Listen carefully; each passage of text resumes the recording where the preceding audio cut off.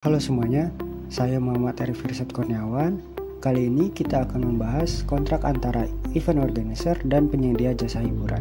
Sebelumnya kalian pernah dengar gak cerita band yang tiba-tiba gagal tampil karena salah paham dengan I.O.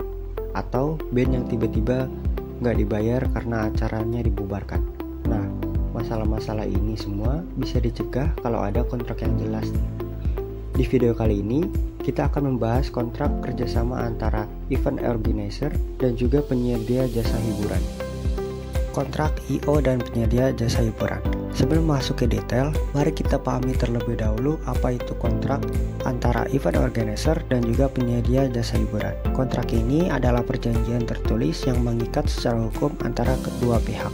Pihak pertama adalah event organizer atau yang biasa kita sebut I.O. Ini adalah orang atau perusahaan yang menyediakan dan menyelenggarakan acara event. Yang kedua, pihak penyedia jasa hiburan bisa berupa penyanyi, band, DJ, ataupun dancer. Fungsi utama kontrak ini adalah sebagai payung hukum. Artinya, kontrak ini melindungi kedua pihak dan memastikan semua pihak tahu persis apa yang mereka lakukan. Elemen-elemen penting dalam kontrak. Yang pertama, identitas kedua pihak, yaitu nama, alamat, dan nomor kontak antara kedua belah pihak. Yang kedua, detail acara, yaitu nama event, tanggal, waktu, lokasi, dan juga durasi performance. Yang ketiga, skop pekerjaan, apa yang harus dikerjakan oleh masing-masing pihak. Yang keempat, kompensasi, yaitu nominal fee, jadwal pembayaran, serta metode yang digunakan. Yang kelima, technical requirement, atau spesifikasi peralatan dan fasilitas yang dibutuhkan.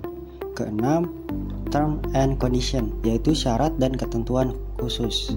Yang ketujuh, kuasal pembatalan, yaitu aturan jika terjadinya pembatalan.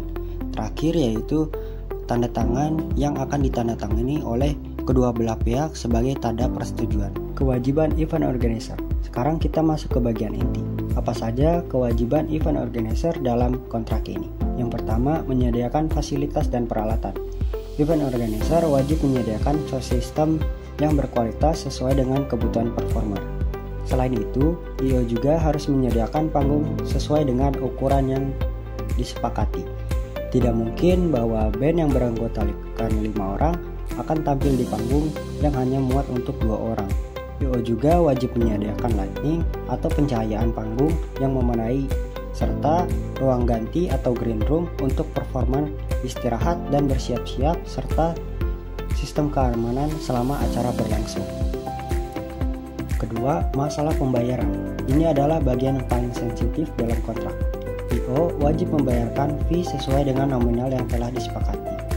Jadwal pembayaran harus jelas, kapan DP-nya dibayar, kapan pelunasan, dan bagaimana metode pembayarannya. Jika ada bonus atau insentif tambahan, misalnya jika eventnya sukses melebihi target audiens, ini juga akan dicantumkan dengan jelas.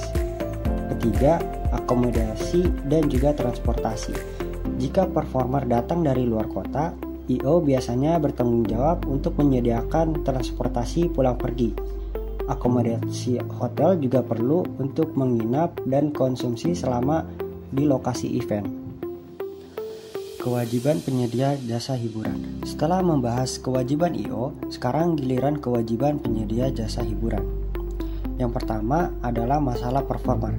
Jika performer wajib tampil sesuai dengan durasi yang telah disepakati, jika kontraknya menyebutkan tampil selama 60 menit, maka performer tidak boleh hanya tampil 30 menit atau malah melebihi itu. Performer juga harus menyediakan materi yang telah disetujui sebelumnya dan tidak boleh mengganti materi tanpa persetujuan I.O. Yang kedua, profesionalisme. Performer harus menjaga sikap yang baik selama event berlangsung. Tidak boleh bertengkar dengan kru, kasar dengan audiens, atau membuat masalah lainnya. Konten performer juga harus sesuai dengan karakter acara. Performer tidak boleh menggunakan kata kasar atau konten yang tidak pantas jika ini adalah acara keluarga. Performer juga diharapkan berinteraksi positif dengan audiens dan mengikuti rundown acara yang telah ditetapkan. Dari penjelasan sebelumnya, ada beberapa poin penting yang perlu kalian ingat. Yang pertama, kontrak antara IO dan penyedia jasa hiburan bukan sekedar formalitas. Ini adalah kunci kesuksesan untuk event kalian. Tanpa kontrak yang jelas, kalian seperti membangun rumah tanpa fondasi. Yang kedua, keseimbangan adalah kunci. Kontrak yang baik adalah kontrak yang melindungi kedua pihak, bukan hanya menguntungkan satu pihak saja. Yang ketiga, detail itu penting. Semakin detail kontrak kalian, semakin kecil kemungkinan terjadinya masalah. Sekian video kontrak antara IO dan penyedia jasa hiburan. Saya Muhammad Arif Irsyad Kurniawan. Terima kasih.